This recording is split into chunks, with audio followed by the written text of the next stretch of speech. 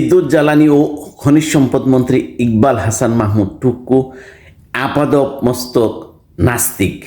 সে একটা ইসলাম বিদ্বেষী, সে এই নাস্তিক। এই উপাধিটা দিছে আমাদের বটবাহিনীর প্রিয় আমির হামজা। আমির হামজাকে সবসময় জামাতে ইসলাম তাকে বিতর্কিত রাখে।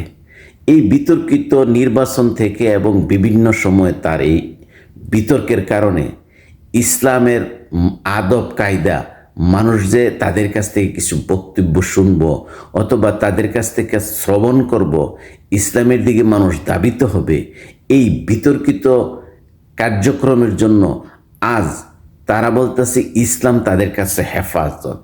আর তারা কি ইসলাম হেফাজত করে নাকি তারা ব্যবসা করে?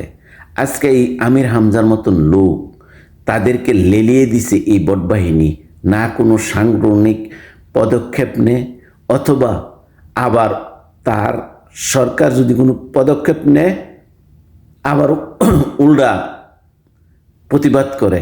কয়ে বসছে ইকবাল হাসান মাহমুদ টুকুরে নাস্তিক। নাস্তিক বলাটা কি সে ঠিক?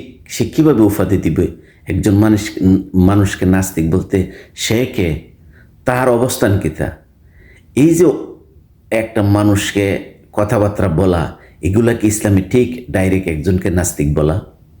কিন্তু আমাদের কিছু বটবাহিনীর লোক আছে, তাদের সাফাই গাইবে। এইসব লোকদেরকে জেলে রাখা দরকার, নাইলে ইসলামটাকে নষ্ট করতেছে। ইসলামের যত দুর্ভিক্ষ গন্ধ ছড়াইতেছে, ভিন্ন ধর্মের মানুষগুলো ইসলামকে নিয়ে মস্কারা করার কারণ একমাত্র এইসব কুলাঙ্গাদের কারণে। এদেরকে ধৈর্যা জেলখানায় ভরায় ঠিক। আজকে তার নামে গ্রেফতারি পরোয়ানা হয়েছে। শুধুমাত্র সে সংসদ সদস্য, এমপি নাতে একটা কলঙ্কিত হয়েছে।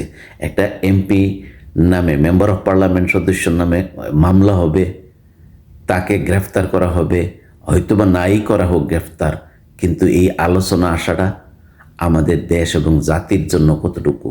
কিন্তু এখানে নিচে দেখবেন অনেক বটবাহিনীর লোক আমার এই ভিডিও নিশ্চয়ই সাফাই গাইবে, মুসলমানের সন্তান তুমিও আমিও।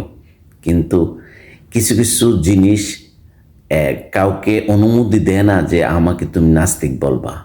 আমার আচরণবিধি কী আসবিশ্ব সব কিছু জানার পরে তুমি একটা মন্তব্য করবা। হঠাৎ করে একজনকে নাস্তিক বলাটা ঠিক না। আল্লাহ সবাইকে বোঝার তৌফিক দান করুক।